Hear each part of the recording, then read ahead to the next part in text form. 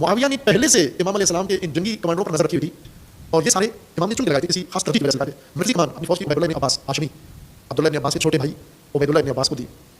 Ubaidullah ibn عباس کے اندر معاویہ کی شدید نفرت موجود تھی.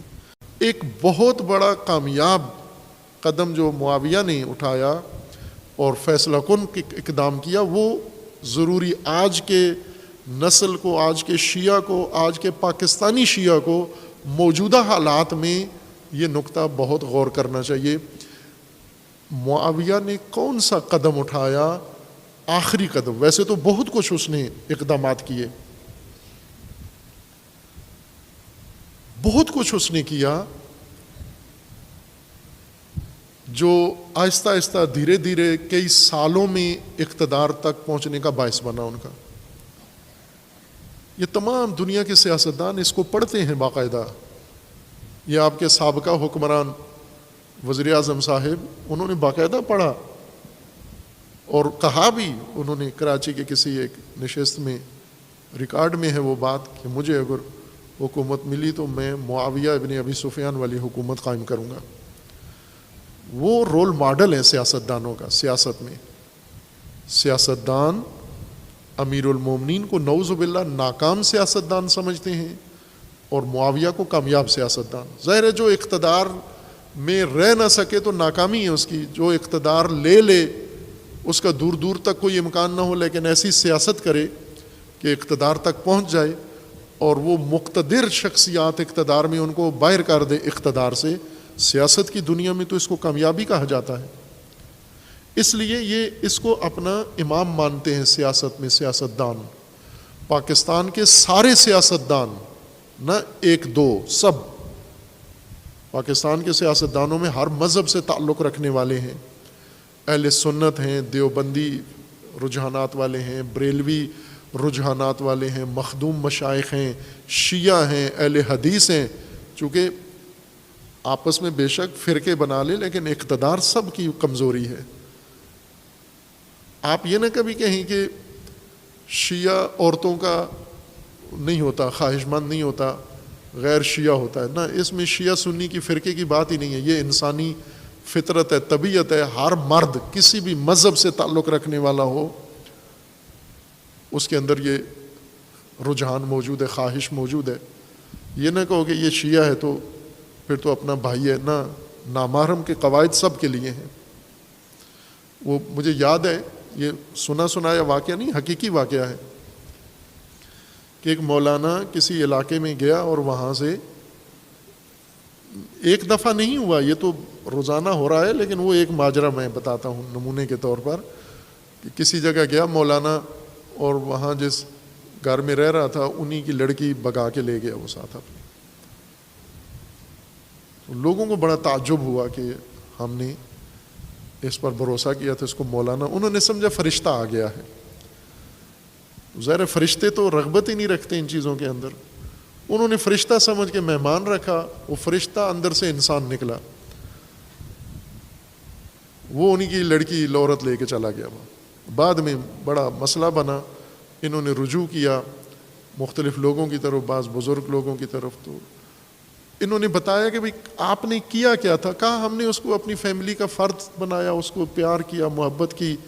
وہ ہمارے گھر میں ہی آتا تھا، ہمارے اپنے بچوں کی طرح، افراد کی طرح تھا. تو انہوں نے کہا کہ تمہیں پتہ نہیں تھا کہ یہ انسان ہے، اس کے اندر سارے انسانی رجحان ہیں. مولوی ہونے سے وہ رجحان ختم نہیں ہو جاتے، وہ سب کچھ اس کے اندر ہے کہ انسان ہے. تو آپ کو شرعی حدود کا خیال رکھنا چاہیے تھا نا. یوں تو نہیں کہ اگر عالم دین ہے تو اپنی ناموس اس کے سپرد کر دو، آپ اس کے حوالے کر دو. آپ تو غلطی کی ہے، حماقت کی ہے آپ نے یہ، اور یہی روزانہ ہو رہا. مذہب اور فرقے سے انسانی رجحانات پہ کوئی اثر نہیں پڑتا. سب انسانی رجحانات رکھتے ہیں. شہوت جنسی سب کے اندر ہے، شیعہ ہو یا سنی. اقتدار کی ہوس سب کے اندر ہے. مسلک اقتدار کی ہوس ختم نہیں کرتا. بریلوی ہے، اس کے اندر اقتدار کی ہوس ہے. اہل حدیث کے اندر اقتدار کی ہوس ہے. دیوبندی کے اندر ہے، شیعہ کے اندر ہے. مذہب میں کوئی فرق نہیں پڑتا مذہب سے. یہ انسانی تقاضے سب کے اندر ہیں، اقتدار کی ہوس سب کے اندر ہے. اس اقتدار کی ہوس تک پہنچنے کے لیے اب آپ دیکھیں مذہب کا فائدہ اٹھا رہے ہیں، قومی لوگ قومیت کا فائدہ اٹھا رہے ہیں، دولت مند دولت کا فائدہ اٹھا رہے ہیں. باقی جس کے ہاتھ میں جو ہتھیار آتا ہے وہ اقتدار تک پہنچنے کے لیے استفادہ کرتا ہے. اس نبرد میں جو آج پاکستان میں اقتدار کے لیے شروع ہے اور فتنہ بن گیا ہے، امام حسن علیہ السلام اپنے پیروکاروں کے لیے، میں تو سب پاکستانیوں کے لیے تجویز کروں گا سیرت امام حسن علیہ السلام، تمام پاکستانیوں کے لیے، لیکن اس سادگی کے ساتھ نہیں کہ مجھے یہ توقع ہو کہ ادھر سے تجویز آئے گی ادھر سے کل سارے پاکستانی امام حسن کے پرچم اٹھا کے اور اقتدار کی جنگ سے باہر نکل کر امامت کے مکتب میں آ جائیں گے. خصوصاً جو اندھے ہو چکے ہیں اقتدار میں، وہ تو یہ بات سنیں گے نہیں بلکہ اس بات کو رد کریں گے، اس کو غلط قرار دیں گے. لیکن جن کو اللہ نے یہ توفیق دی ہے، صداقت ہے ان کے اندر، اور چاہتے ہیں کہ انہیں مکتب امامت سے کوئی نور ہدایت ملے، ائمہ ہدا سے توسل کے ساتھ ساتھ سیاست کا بھی نظام سیکھیں. امامت ہے ہی سیاسی نظام کا نام. امام خمینی فرماتے ہیں کہ غدیر میں پیش امام کا اعلان نہیں ہوا تھا، سیاسی امام کا اعلان ہوا تھا. پیش نماز کا نہیں رسول اللہ نے کہا تھا کہ پہلے جہاں میں نمازیں پڑھاتا تھا اب مولا علی نمازیں پڑھائیں گے. پیش نماز نہیں، نماز کوئی بھی پڑھا سکتا ہے. نماز کے لیے امام معصوم اور امام علی کی ضرورت نہیں ہے. لہٰذا امام علی کے ہوتے ہوئے ہر جگہ، امام علی مدینے میں تھے اور امام علی علیہ السلام کے ہوتے ہوئے لوگ نمازیں پڑھاتے رہے. باطل تو نہیں تھی ان کی نمازیں جو امام علی کے علاوہ دوسرے ائمہ کے پیچھے پڑھتے تھے. امام علی امام ہیں، سیاست کے امام، حکومت کے امام، امت کے امام، حاکمیت کے امام، نظام کے امام. وہی امام حسن بھی ہیں. اب آپ ہو امامیہ، تو امامیہ سب سے پہلی چیز جو امامت سے آپ نے سیکھنی ہے سیاست ہے، چونکہ امامت ہے ہی سیاسی نظام کا نام. آپ نے ائمہ کو سفارشی نظام کا حصہ بنا لیا ہے. جی ذرا یہ فون کر دینا جنت کے لیے ایک کہ ہمارا بندہ آ رہا ہے، اس کو فرشتوں کو کہہ دیں قبر میں روکے نہیں اس کو. یہ کیا ڈنگ دے دیا آپ نے ائمہ کو.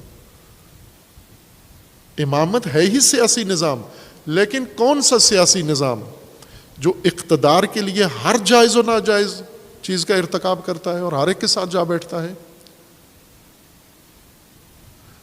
امام حسن علیہ السلام کے مقابلے میں اقتدار طلب، اقتدار پسند طبقہ ہے. یہ بات سب مانتے ہیں، یہ تاریخی وسائل ہے. میں فرقے کی باتیں نہیں کر رہا، فرقہ وارانہ، تاریخی حقائق ہیں کہ، اور یہ سب مانتے ہیں کہ معاویہ بن ابی سفیان نے اقتدار حاصل کیا اور ہر چیز کو ذریعہ بنایا. اس میں یوں نہیں کہ کوئی حد رکھی کہ یہ جائز ہے یہ ناجائز ہے، اور فقط ہدف اقتدار حاصل کرنا تھا. امام حسن علیہ السلام کے سامنے سفید پیپر رکھ دیا کہ آپ اس پہ دستخط کر دیں، جو آپ منوانا چاہتے ہیں میں ماننے کے لیے تیار ہوں. چونکہ اسے پتہ تھا کہ ماننی تو میں نے کچھ بھی نہیں ہے، صرف یہی سائن چاہیے مجھے. اور پھر کوئی بات نہیں مانی. جتنے بھی دستخط کروائے تھے ایک شرط بھی قبول نہیں کی، نہ امام حسن کے ساتھ نہ کسی اور کے ساتھ. لیکن اقتدار تک پہنچنے کے لیے جو سیڑھیاں چڑھیں وہ آج کے سیاستدانوں کے لیے اصول ہے، ضابطہ ہے. اور مجھے تعجب ہے کہ امام حسن کے پیروکار اقتدار میں آنے کے لیے معاویہ کی سیاست کو ترجیح دیتے ہیں. امام حسن والی سیاست کریں آپ.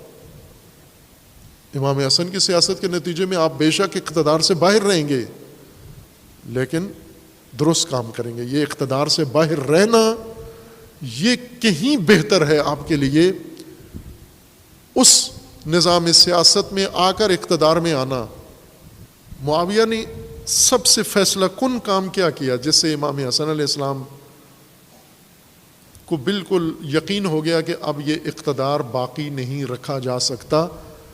اس کے اوپر تاریخی گواہیاں ہیں، اس کے اوپر خود امام حسن مجتبیٰ علیہ السلام کے اپنے فرامین ہیں، روایات ہیں خود کہ میں نے کیوں مصالحت کی اور کیوں اقتدار چھوڑ دیا میں نے. لیکن جو آخری اور فیصلہ کن قدم اٹھایا وہ یہ تھا، کس کی مدد سے معاویہ نے یہ میدان مارا اقتدار کا؟ اور کس کی مدد سے؟ امام حسن علیہ السلام کو اقتدار سے باہر کر دیا۔ یہ بہت دلچسپ بات ہے شیعوں کے لیے۔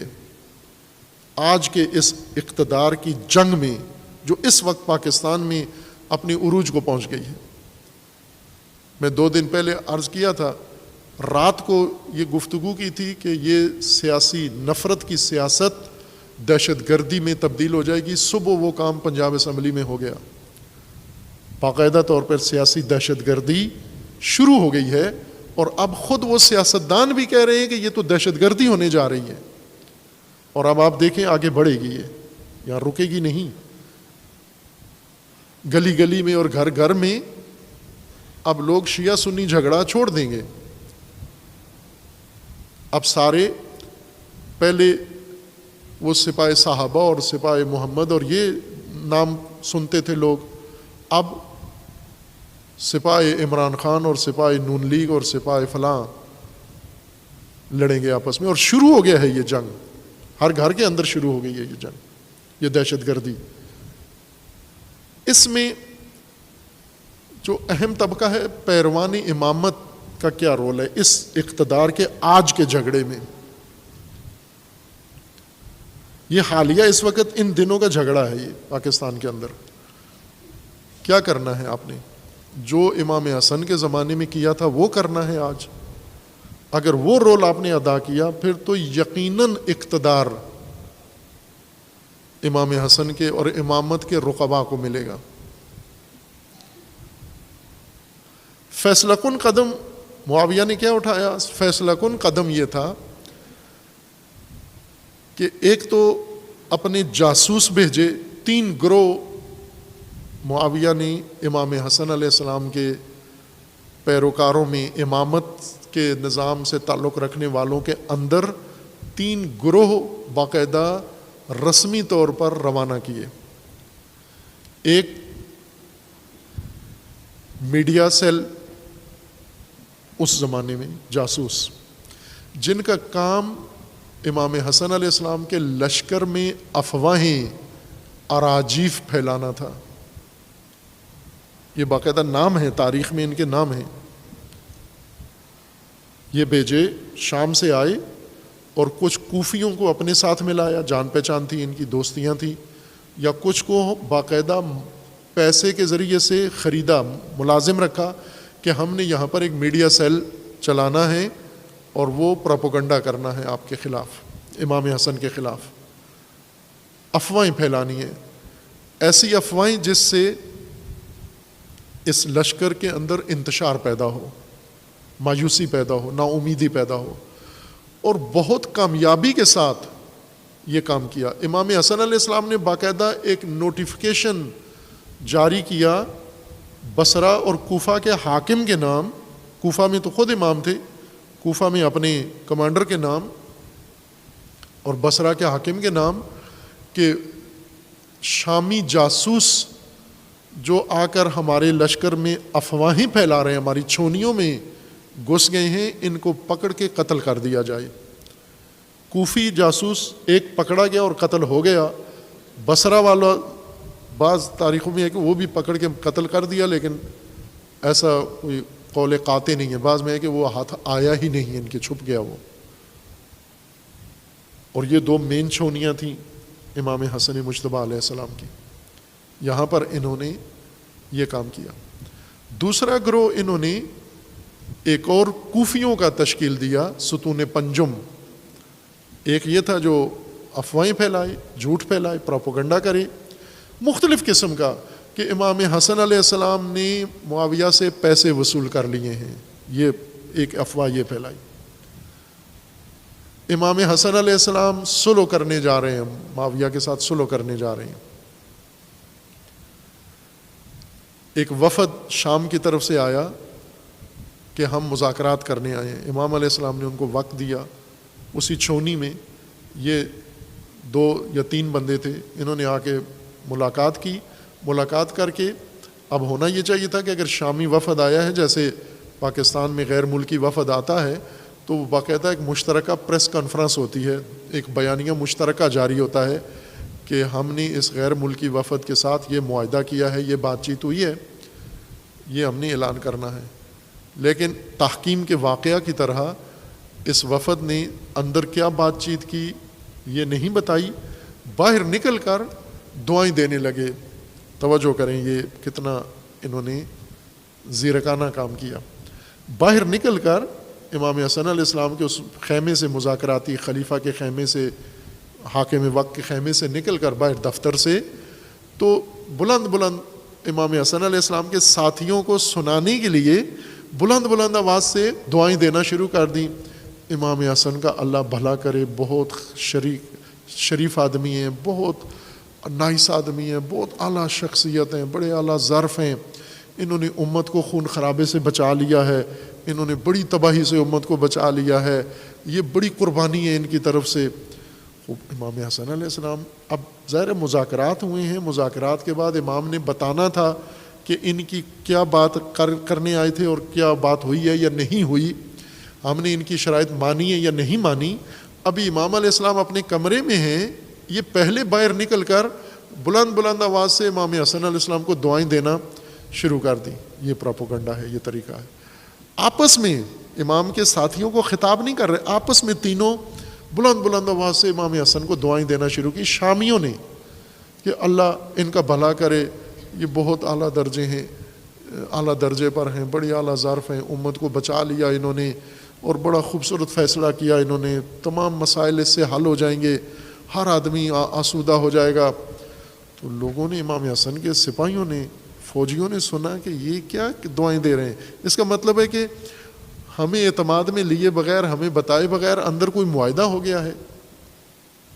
یہ دعائیں دیتے ہوئے امام کے لشکر سے باہر چلے گئے، بس اپنا کام کر دیا. یہ اب یہاں جن لوگوں نے یہ دعائیں سنی شامیوں کی زبانی، تو انہیں چاہیے تھا یہ فوراً امام کے خیمے میں آتے اور پوچھتے آ کر کہ یہ باہر نکل کر اس طرح کا تاثر دے رہے ہیں کہ گویا کوئی جنگ بندی ہو گئی ہے یا کوئی صلح ہو گئی ہے یا آپ اقتدار چھوڑ رہے ہیں. یہ سننے کے بجائے، چونکہ انہیں پتہ تھا، ماہر تھے، میڈیا اسپیشلسٹ تھے وہ لوگ، اور معاویہ نے یہ پورے مملکت سے جمع کیے تھے، ان صلاحیتوں کا پتہ تھا کون کس چیز کا ماہر ہے. کوئی مصر سے بلایا، کوئی حجاز سے بلایا، کوئی یمن سے بلایا، کوئی کہاں سے بلایا، بلا کر وہ ماہرانہ ایک ٹیم تشکیل دی جنہوں نے یہ سارا ماحول بنایا. چونکہ انہیں پتہ تھا کہ یہ جذباتی لوگ ہیں، کوفی ہیں، ان میں اتنا شعور نہیں ہے کہ یہ امام حسن سے جا کے تصدیق کریں، پوچھیں گے جا کر. انہوں نے سنتے ہی فوراً رد عمل دکھانے، اور ایسا ہی ہوا. انہوں نے فوراً امام حسن علیہ السلام کو برا بھلا کہنا شروع کر دیا. توجہ کریں، شامیوں نے دعائیں دیں، کوفیوں نے نعوذ باللہ گالیاں دینا شروع کر دی. وہ لکھی ہوئی ہیں تاریخ کے اندر. جو اپنے تھے، اپنی فوج تھی، اپنے ساتھی تھے. اور پھر اس کے بعد یہ خبر آگ کی طرف پھیل گئی. جیسے کہتے ہیں نا کہ فلاں آدمی بک گیا، یہ چرچا ہو گیا کہ بک گیا. اب جو جذبات انہوں نے بڑھکائے، امام حسن علیہ السلام کے لشکر نے امام کے خیمے کا محاصرہ کر لیا. مشکل سے چند وفاداروں نے امام علیہ السلام کو بچا کے اس خیمے سے باہر نکالا زخمی حالت میں، اور دور لے گئے، اس چھونی سے باہر مدائن میں لے گئے. ایک گھر میں جا کر مخفی رکھا، اور اس گھر میں جہاں پر جا کر پناہ لی امام حسن علیہ السلام نے، اس گھر کے مالک نے اور اس کے ساتھی نے کہا کہ یہ تو ظاہر ہے اب تو جنگ ختم ہونے والی ہے، بغیر کسی، ہمیں جنگ تو ہوئی نہیں کہ مال غنیمت ملتا، علاقہ کوئی فتح نہیں کیا، دارالامارہ شام کا ہمارے ہاتھ نہیں آیا، بیت المال ہمارے ہاتھ نہیں آیا، ہم تو محروم رہ گئے، باقی لوگوں نے پیسے لے لیے، ہم محروم رہ گئے، تو ہم پھر کیوں آخری موقع ہاتھ سے جانے دیں. انہوں نے امام حسن علیہ السلام کو شامیوں کے سپرد کرنے کا منصوبہ بنایا اور پیغام بھیجا کہ امام حسن ہمارے پاس ہیں، ہم ان کو اسیر کر کے آپ کے حوالے کرنے کے لیے تیار ہیں، بشرطے کہ ہمیں اس کا صلہ ملے. یہ ایک کام کیا انہوں نے. ایک اور کام جو فیصلہ کن ثابت ہوا، جس وجہ سے امام علیہ السلام نے پھر باقاعدہ کہہ دیا کہ اب بہترین راستہ صلح ہے، یعنی اقتدار سے کنارہ کشی ہے، اور اقتدار اس شخص کو دے دیا جسے امام حق پہ نہیں سمجھتے تھے، باطل سمجھتے تھے، غلط سمجھتے تھے، جس کے ساتھ جنگ کرنا واجب سمجھتے تھے۔ تیسرا کام جو فیصلہ کن ہوا، وہ کس نے یہ فیصلہ کن مرحلہ اس جنگ میں، اقتدار کی جنگ میں کیا؟ وہ تھا امام کے جنگی کمانڈر، امام کے لشکر کے بڑے مرکزی جنگی کمانڈر۔ 3 بڑے کمانڈر تھے جنہیں امام علیہ السلام نے یہ جنگی مہم سونپی تھی۔ 4 کہہ لیں، چوتھا نہایت وفادار نکلا، قیس ابن سعد ابن عبادہ انصاری۔ یہ بہت ہی، معاویہ نے پہلے سے امام علیہ السلام کے ان جنگی کمانڈروں پر نظر رکھی ہوئی تھی، اور یہ سارے امام نے چن کے لگائے تھے، کسی خاص ترجیح کی وجہ سے لگائے تھے۔ مرکزی کمان اپنی فوج کی عبید اللہ ابن عباس ہاشمی، عبداللہ ابن عباس کے چھوٹے بھائی عبید اللہ ابن عباس کو دی۔ عبید اللہ ابن عباس کے اندر معاویہ کی شدید نفرت موجود تھی، اور اس نفرت کی وجہ یہ تھی کہ یمن کی ولایت کے زمانے میں امیر المومنین کی طرف سے عبید اللہ یمن کے والی تھے۔ یمن پر معاویہ کے بھیجے ہوئے ایک دستے نے بصر ابن ابی ارتاد کی سربراہی میں حملہ کیا، اور والی یمن عبید اللہ کے 2 کمسن بچے ان کی ماں کے سامنے زندہ چیر دیے، ٹانگوں سے پکڑ کے دونوں بچے چیر دیے زندہ۔ اور عبید اللہ وہاں سے یمن چھوڑ کر بھاگ کر کوفہ امیر المومنین کے پاس آ گئے، جس پر امیر المومنین نے بہت غصہ دکھایا کہ تجھے یمن میں رہنا چاہیے تھا، تو تیرے بچوں کا گھر کا یہ حشر کیا اس نے، اور تو یمن چھوڑ کر میرے پاس آ گیا ہے۔ تو اس نے کہا کہ میں خبر دینے آیا ہوں۔ تو کہا خبر کوئی قاصد بھی پہنچا سکتا ہے، کوئی دفتر کا بندہ بھی پہنچا سکتا ہے، خود والی چھوڑ کر آ گیا ہے، ان کے دہشت گردوں کے حوالے یمن کر کے ادھر آ گئے ہو۔ خطبہ ہے مفصل امیر المومنین علیہ السلام کا۔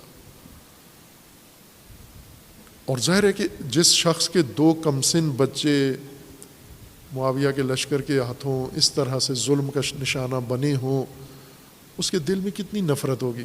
اور ہاشمی بھی ہے، اور امیر المومنین کا پیروکار بھی، اور بڑا شیعہ کمانڈر بھی ہے، خاندان اہل بیت میں سے بھی ہے۔ اس سے بہتر موضوع اور کون ہو سکتا ہے؟ اس شخص کو 12,000 کا لشکر دے کر روانہ کیا کہ آپ جو فلاں شہر میں جا کر سرحد پر پڑاؤ ڈال لو، اور معاویہ کا لشکر وہاں ہے، وہاں جا کر انتظار کرنا، جنگ میں پہل نہ کرنا، اگر انہوں نے شروع کی تو آپ بھی شروع کر دینا، ورنہ میرا انتظار کرو، میں باقی ماندہ فوج لے کر تمہارے پاس پہنچ رہا ہوں۔ ان سے پہلے سے معاویہ نے ان کے بارے میں پلاننگ کی ہوئی تھی، منصوبہ بنایا ہوا تھا، ان 3-4 بڑے کمانڈروں کے اوپر نظریں تھیں اس کی، اور سب کے پاس الگ الگ بندے بھیجے، دیناروں کی بوریاں بھیجیں اور وعد وعید بھیجے۔ جو ہی یہ وہاں پہنچا مسکن شہر میں، اس آبادی میں، وہاں پر رات کے وقت وہ شامل وفد آیا، اور انہوں نے ملاقات کی، آ کر 3 وعدے دیے اس کو۔ ایک خوبصورت عورت، دمشق کی سب سے خوبصورت عورت، اس وقت لبنان دمشق میں تھا، یعنی سب سے خوبصورت دمشقی یا لبنانی عورت، یہ تو تیرے لیے تیار بیٹھی ہوئی ہے وہ خیمے میں۔ اور دوسرا، اتنے لاکھ دینار، جن میں سے کچھ وہیں نقد دے دیے، کچھ کہا کہ وہاں جب پہنچو گے تو ملیں گے۔ اور تیسرا وعدہ یہ دیا کہ معاویہ نے کہا کہ اگر میرا ساتھ دو اور میں امام حسن کو اقتدار سے نکال دوں تو میری فوج کے کمانڈر ان چیف تم ہوگے۔ یہ شخص رات کے وقت 12,000 لشکر میں سے 8,000 لشکر لے کر معاویہ سے جا ملا۔ پیچھے 4,000 بچ گئے، جو قیس ابن سعد ابن عبادہ، جو امیر المومنین کے دوسرے کمانڈر تھے عبید اللہ کے بعد، ان کی کمان میں باقی رہ گئے۔ اور اس وقت قیس نے پیغام بھیجا امام حسن علیہ السلام کو کہ یہ ماجرا بارڈر پہ رونما ہو گیا ہے، اور اس خبر سے پہلے کہ قیس کا پیغام امام کو ملے، معاویہ کے ایلچیوں نے پہلے کوفیوں میں یہ خبر پھیلا دی تھی کہ وہ جو لشکر امام نے بھیجا تھا وہ سارا شامیوں سے مل گیا ہے۔ خب جب امام علیہ السلام، اب یہ 1-2 دنوں میں یہ واقعات رونما ہوئے، اتنا بڑا لشکر، امامت کا لشکر، یہ معاویہ سے جا ملا کمانڈر سمیت۔ یہ ایک نہیں، 2 کمانڈر اور بھی ملے، ان کے پاس چھوٹے دستے تھے، وہ دوسرے محاذوں پر مل گئے، یہ بڑے محاذ کا تھا۔ دوسرا وہ پراپوگنڈا میڈیا جنہوں نے وہ دعاؤں کے ذریعے سے پراپوگنڈا کیا۔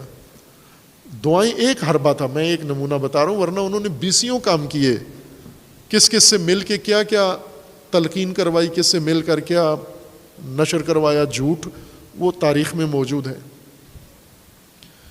اور تیسری چیز جو پھیلائی حوصلہ شکنی کے لیے، یہ کہ ایک خرید لیے، میڈیا کے ذریعے بلایا اور تشویش پھیلانے کے لیے، یہ کام ان لوگوں نے کیا، اور مکمل طور پر امام کا لشکر منتشر ہو گیا۔ اتنا منتشر ہوا کہ اٹھ کر خود اپنے امام پر حملہ کر دیا۔ ان سے بچنے کے لیے، آپ توجہ کریں، شامیوں سے بچنے کے لیے امام نے مدائن میں پناہ نہیں لی، کوفیوں سے، اپنے لشکر سے بچنے کے لیے، محفوظ رہنے کے لیے جا کر پناہ لی۔ اور جس گھر میں پناہ لی اس نے پلان بنایا کہ ہم باندھ کے رسیوں میں شامیوں کے حوالے کر کے آخری سودا ہم کر لیتے ہیں۔ یہ کتاب احتجاج میں امام حسن علیہ السلام کی اپنی حدیث موجود ہے، وہاں پر۔ منتہی الاعمال میں شیخ عباس قمی نے اس روایت کو صراحت کے ساتھ ذکر کیا، باقی محدثین نے اس کو ذکر کیا ہے، اس روایت کو۔ بابا آپ توجہ کریں کہ اقتدار امام حسن علیہ السلام نے کیوں چھوڑا، کس نے چھڑوایا؟ جب امام کے اپنے پیروکار، امام کے اپنے ساتھی، امام کے اپنے کمانڈر اقتدار پرستوں سے جا ملے۔ کیوں ملے؟ سوال یہ ہے کہ یہ جو چاہتے تھے یہ امام حسن سے کیوں ان کو توقع نہیں تھی، امید نہیں تھی؟ عبید اللہ ابن عباس 12,000 لشکر کا کمانڈر تو ہے، یہ ابھی 12,000 اس کی کمان میں ہیں، پھر کیوں یہ اقتدار پرستوں کے وعدے پر آ گیا؟ انہوں نے جو وعدہ دیا، سیٹی بجائی، ہے اس کی طرف کیوں چلا گیا؟ اس وجہ سے گیا کہ ان کوفیوں کو باقاعدہ معلوم تھا، علی علیہ السلام کا دور اقتدار دیکھ چکے تھے۔ امیر المومنین نے اپنی سیاست کے زمانے میں اقتدار کو جوتی کی نوک پر رکھا، ان کے سامنے کہا کہ اقدار اصل ہیں، اقدار مہم ہیں، میں اقدار کا امام ہوں، اقتدار کا امام نہیں ہوں، میں اقدار کی خاطر اقتدار قربان کر سکتا ہوں، میں نے کیا ہے۔ اور کوفیوں نے نزدیک سے دیکھا، اور پھر امام حسن مجتبیٰ علیہ السلام کو کوفیوں نے نزدیک سے دیکھا کہ یہ امام حسن مجتبیٰ اگر اقتدار میں رہیں، ان کے ساتھ رہ کر ہمیں کیا ملے گا، امامت کی سیاست کر کے ہمیں کیا ملے گا، اور ملوکیت کے ساتھ مل کر ہمیں کیا ملے گا۔ یہ نظریاتی طور پر امامت کے قائل تھے، یہ نظریاتی طور پر امام حسن کی امامت کے قائل تھے، لیکن امام حسن کی امامت کے سیاست میں انہیں یہ سب کچھ اقتدار کے مزے، اقتدار کے لطف نظر نہیں آ رہے تھے۔ جو امیر المومنین کے زمانے میں ایسا ہی ہوا۔ امیر المومنین کے زمانے میں 2 شخصیات امیر المومنین کے پاس آئیں خلافت کے فوراً بعد، جن لوگوں نے امیر المومنین کے لیے بیعت کی کمپین چلائی ہوئی تھی، لوگوں کو لاتے تھے پکڑ پکڑ کے کہ آؤ بیعت کرو امیر المومنین پر، یہ سب سے بہتر حاکم ہے۔ یہی جب بیعت کا عمل مکمل ہو گیا، امیر المومنین بیت المال میں گئے، انہوں نے وقت مانگا، رات کے وقت امیر المومنین نے انہیں وقت دیا، جو ہی جا کے بیٹھے امیر المومنین نے چراغ بیت المال کا بجھا دیا اور فرمایا گھر سے چراغ لے کر آؤ۔ تو انہوں نے پوچھا بھی کہ کیوں بجھا دیا؟ وہ فرمایا کہ ابھی ذاتی بات ہونی ہے آپ کی میرے ساتھ، بیت المال حکومت کا ہے, بیت المال کا کام ختم ہو گیا ہے, تو بیت المال کا چراغ بھی نہیں جلے گا, لائٹ بھی نہیں جلے گی, چونکہ ذاتی کام کر رہے ہیں ہم اس میں. یہ امامت کا نظام ہے. امامت کے نظام میں آپ بیت المال کی لائٹ کے نیچے بیٹھ کر ذاتی کام نہیں کر سکتے. یہ امام حسن کی حکومت ہے, امام علی کی حکومت ہے.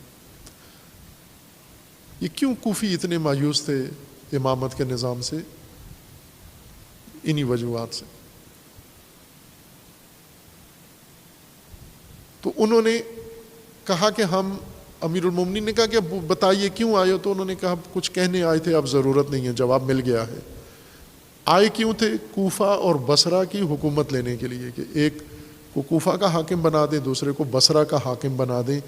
تو جو حاکم, جو والی چراغ 1 منٹ ہمارے لیے بیت المال کا نہیں جلانے کے لیے حاضر, وہ ہمیں یہ سب کچھ کیسے دے گا؟ لہٰذا یہی چلے گئے, وہاں سے جا کر جنگ جمل کی تیاریاں شروع کر دیں. عزیزان, یہ اقتدار کے نظام میں امامت کی سیاست, امامت کا جنگ کا طریقہ اقتدار یا اقدار. اور امام حسین علیہ السلام نے اس مکتب امامت میں پھر اوج کر دی, معراج کر دی. اقتدار سے ٹکرا کر اقدار بچانے کے لیے نہ صرف اقتدار قربان کر دیا, امیر المومنین نے اقتدار قربان کیا, امام حسن نے اقتدار قربان کیا, امام حسین نے سب کچھ اقدار پر قربان کر دیا. ایک کام جو پروپیگنڈا معاویہ کے لشکر نے امام حسن علیہ السلام کے ساتھ کیا, جو آج تک لوگوں کی گمراہی کا سبب بنا ہوا ہے. میں کئی علماء محققین سے یہ کہا ہے کہ بنو امیہ کے دور میں جو کچھ دینی متون مدون ہوئے ہیں, کیا ان میں نظر ثانی کو آپ ضروری نہیں سمجھتے؟ بنو امیہ کے دور میں جو حدیث کی کتابیں لکھی گئی ہیں, بنو امیہ کے دور میں جو فقہی کتابیں لکھی گئی ہیں, بنو امیہ کے دور میں جو تاریخ لکھی گئی ہے, بنو امیہ کے دور میں جو تفسیریں لکھی گئی ہیں, بنو امیہ کے دور میں جو دین کے مجموعے بنائے گئے ہیں, تربیت ہوئی ہے, کیا ان سب میں آپ ضروری نہیں سمجھتے کہ نظر ثانی کی جائے؟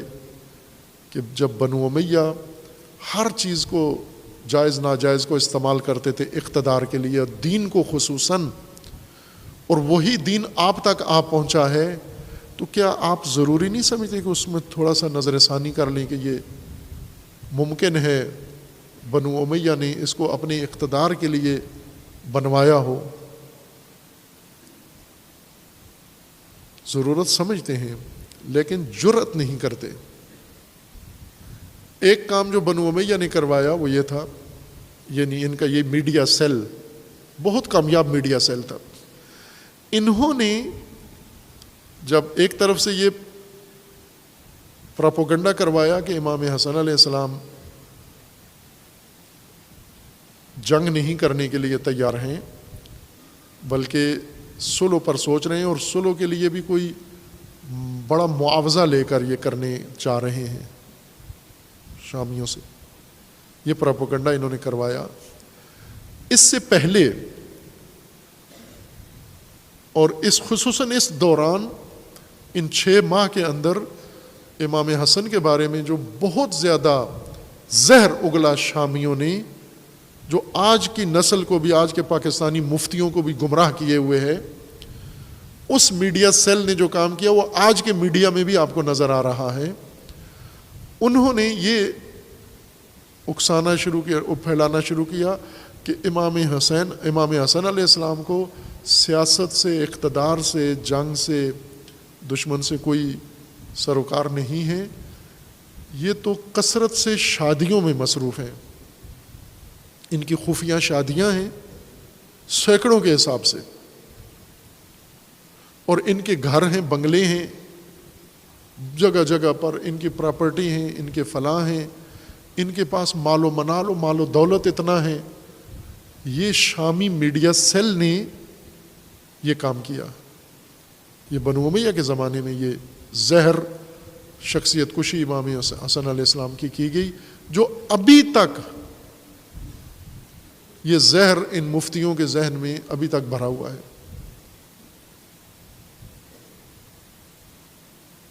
یہ 3 اہم کام انہوں نے کیے، اور فیصلہ کن ان میں سے کون سا ثابت ہوا؟ میڈیا سیل نے صرف لوگوں کو بدبین کیا، بدگمان کیا، لیکن جس چیز نے امام حسن علیہ السلام کے اقتدار کی بنیاد ہلائی، کمزور کیا، وہ امام کے اپنے مقرر کردہ کمانڈروں کی خیانت تھی۔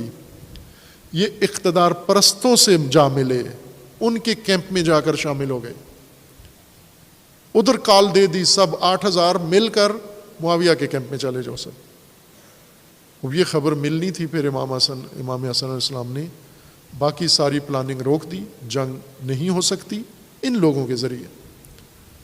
شیخ مفید رحمۃ اللہ علیہ نے اپنی کتاب ارشاد میں اس کو بہت خوبصورت تجزیے کے ساتھ اور تحلیل کے ساتھ ذکر فرمایا ہے،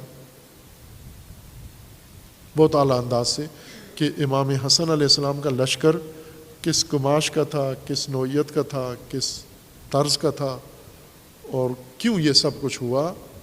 یہ وہ تاریخ ہے جو آج پاکستان میں اقتدار کی جنگ میں امامت کے دعوے دار اور امامت کے پیروکار اور امامت کے ساتھ تعلق رکھنے والے لشکر نے کیا کردار ادا کرنا ہے۔ یہ دیکھ لیں کہ امام حسن علیہ السلام کے ساتھ اقتدار پرستوں کا ساتھ دے کر کتنی بڑی خیانت ان لوگوں نے کی، اور امامت جب ان کی خیانت سے اقتدار کے میدان سے امامت کو باہر نکالا گیا، پھر لوٹ کر دوبارہ نہیں آ سکی اقتدار میں، پھر نہیں ہو سکا یہ کام۔ اور کیوں نہیں آ سکتی؟ چونکہ وہی عمل جو امام حسن علیہ السلام کے لشکریوں نے انجام دیا تھا، وہ کمانڈر مسلسل ہر نسل میں آتے جا رہے ہیں۔ وہ عبید اللہ ابن عباس جو پرچم امام حسن کا اٹھا کے اور اپنی ٹیم سمیت، اپنی پارٹی سمیت اقتدار پرستوں سے جا ملتا ہے، یہ در حقیقت امامت کی کمر توڑ دیتا ہے۔ یہ امامت کی پشت پہ خنجر مارتے ہیں۔ ان کی وجہ سے امامت کی توانائی استعمال ہو جاتی ہے اقتدار پرستوں کے ہاتھ میں۔ معاویہ نے شامیوں کے ذریعے اقتدار حاصل نہیں کیا، کوفیوں کے ذریعے اقتدار حاصل کیا ہے۔ ایک بھی شامی اس میں شامل نہیں ہے، سارا لشکر اس کا کوفی ہے، یعنی امام حسن کے لشکر سے امام حسن سے اقتدار لے لیا۔ اور یہ بات امام حسن علیہ السلام نے خود بھی بیان فرما دی کہ میں نے اس وجہ سے یہ فیصلہ کیا کہ میرے سامنے 2 نقشے تھے، ایک دشمن کا تھا، ایک ان کا تھا، کوفیوں کا۔ ان کا یہ نقشہ تھا کہ امام حسن علیہ السلام نے بتایا ہے کہ ان کے نقشے کے مطابق انہوں نے مجھے پکڑنا تھا، فروخت کرنا تھا معاویہ کے ہاتھ میں۔ پھر معاویہ نے مجھے 2 آپشن دینے تھے، یا مجھے قتل کر دیتا، شہید کر دیتا، یا پھر بخشش رحم کھا کر مجھے چھوڑ دیتا کہ میں آپ کو معاف کرتا ہوں۔ اور معاویہ کی معافی لے کر زندہ رہنا موت سے بدتر تھا۔